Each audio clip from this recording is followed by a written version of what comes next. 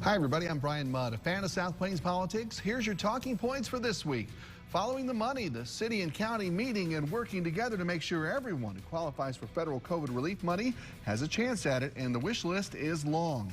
And a decision from Lubbock's mayor whether he'll run for a fourth term, which could have an effect on several other local races next spring. From the studios of KAMC Television in Lubbock, your local election headquarters. This is Talking Points with Bryan Mudd.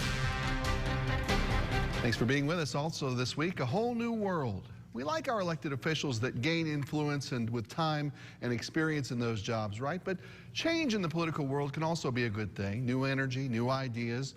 Longtime Lubbock State Representative John Frullo's retirement has candidates now beginning to line up for a chance at that job.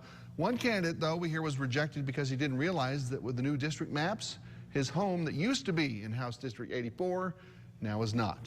So as we speak, we have two approved candidates so far, and likely more to come. We'll meet one in a moment. Attorney David Glasheen is another. He says he's the candidate to choose because of his strong pro-life and pro-liberty stance. And Glasheen says he's opposed to any government mandates that dictate what Texans must do. You'll hear all that a lot in campaigns throughout Texas this spring. And there will be a lot of those campaigns because there are a lot of state lawmakers deciding enough is enough and stepping away from those jobs. Now, all of that may not change the overall politics of the state legislature much, but you may need to buy a program to learn all the names of all the players. And it may take a certain kind of player to navigate a brand new dynamic when the lawmakers return to the Capitol. And KAMC's Maggie Glenn has more on that. I've enjoyed all 30 years, but it's very difficult in the environment that we're in. Representative Garnet Coleman joins dozens of lawmakers choosing not to seek re-election Thursday. About 30 members of the Texas House. It seems that it is on an uptick. Coleman, a Democrat, points to the polarizing laws passed this year, including a controversial elections bill, new abortion restrictions, and a ban on teaching critical race theory. But Republicans are stepping down too, including House GOP caucus chairman Jim Murphy, pointing to more than just policy concerns. Technically, we have a citizen legislature that's only supposed to meet for 140 days every other year, whereas this year they were in session for almost 10 months. Their businesses and their families miss them, and sometimes, in some cases, it costs them a lot of money because they will lose money in their private business. The loss of institutional knowledge could lead to some instability next session. Chairman Garnet Coleman, who today announced that he's retiring, one of the best minds when it comes to local government issues. Dan Huberty, who was a former public education chairman, one of the best minds on public education. Senator Jane Nelson, a master of the Texas budget. When you lose that kind of institutional memory and when you lose that kind of experience, it definitely makes it harder to cram as much into, the 140-day legislative session as a state as large as Texas. In Austin, Maggie Glenn, KAMC News. And one of the first filers out of the gate for the House District 84 job was this man, Carl Tepper. Many of you recognize him. Good to see you. Good to see you.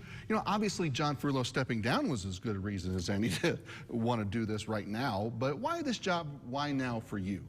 I've been quiet for the last few years, minding my own business, and that's worked out pretty well, actually. But I got a few phone calls, and I thought about it.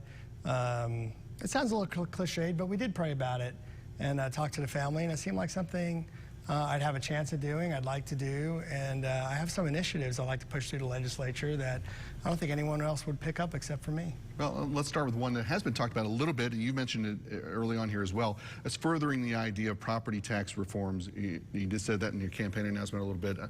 A lot of Republicans have kind of come out in the last couple of legislative sessions and touted their wins on property tax reform. But mine keep going up. Right. So what are they missing? What's real reform look like to you? Look, they did a good job of limiting the income that cities and counties can have up to 3.5%. But we're also seeing that people will bust through those limitations if they think there's a good enough reason, like deputies' raises or something. But I think we need some more stabilization in our property taxes. I think a homestead exemption type of household should have a lower cap on their appraisals every year. And I think we need to introduce a property tax appraisal cap on rental and commercial property. Yeah. A lot of that, of course, ties into school funding as well. But one idea, I guess, is that the state paid more direct money into schools that they wouldn't be adding on to your tax bill locally. Is that a way to go? You know, it's so hard in Texas. But. You know, people would probably ask for exemptions for the school districts, so we might look at it. But once you go down that exemption road, you end up giving them to everybody anyway. So I would have a conversation with the school districts. We need to protect the schools. I think they're doing a great job. They do a great job with my daughter. But we also need to protect the taxpayers, and I think that needs to be priority one. Yeah, with Lubbock's growth, the infrastructure expansion will be something we continue to talk about for years and years to come here.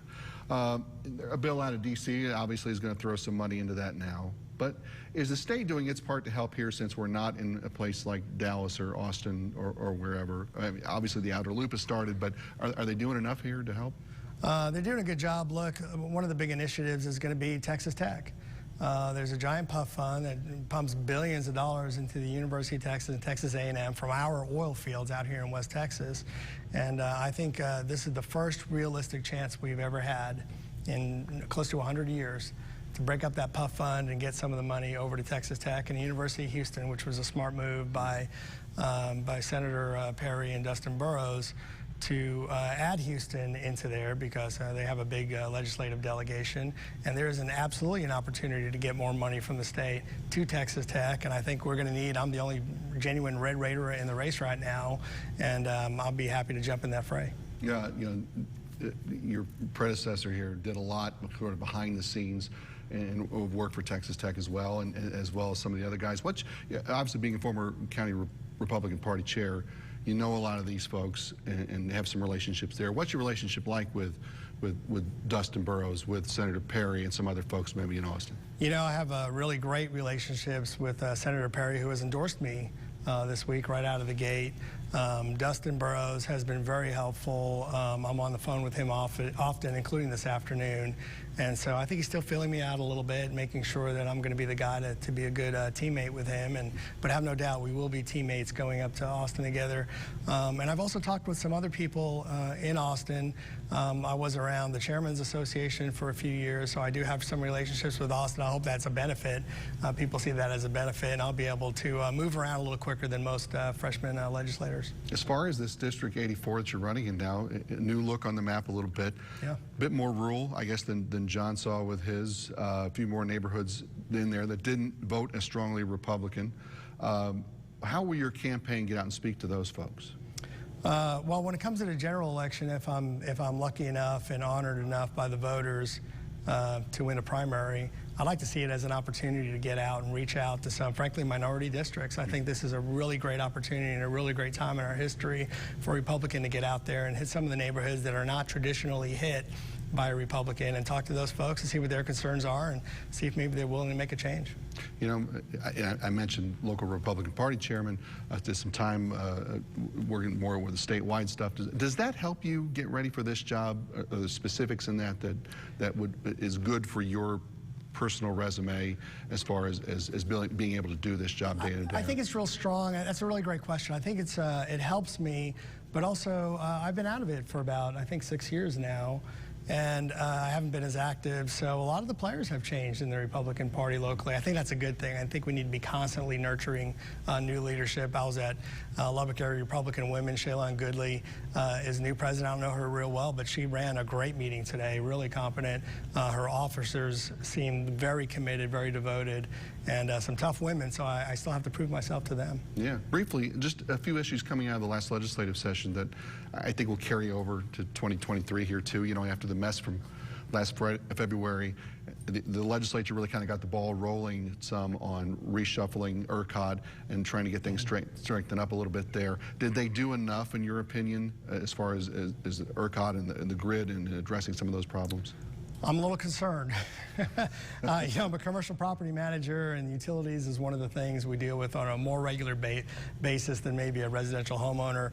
I don't think we're getting enough capacity out there. I don't think we're building enough power plants.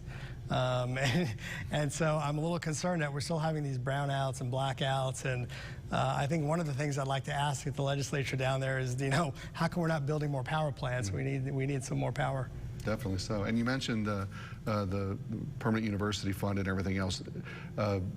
Representative Burrows and Senator Perry kind of got the ball rolling with some momentum there after the announcement of the moving for the Southeast Conference and the whole thing. Doing a great job. Yeah, and that's a nice start. But we've got a couple-year break here. Is there momentum? where, I don't have to ask where you fall in that argument, but is there enough momentum to put the fight on the floor with that specifically? From what I understand, I'm not there yet. There's some great momentum. I think the vet school was sort of a harbinger of what could possibly happen with the PUP fund. The vet school was a knockdown, drag-out fight with head-to-head with Texas A&M, and our guys got it done.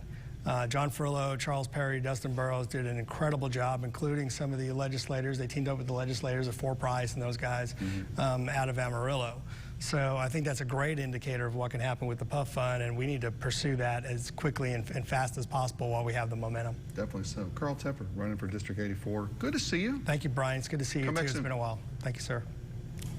And coming up, the aforementioned Representative Burrows among those protesting Lubbock Hospital employee vaccine mandates this week. Plus, a look at who else has already made the decision to run again for high office, including a man here that many of you recognize. Also, 5 good minutes with a candidate for Texas Land Commissioner who made Lubbock one of his first campaign stops. It's all next on Talking Points.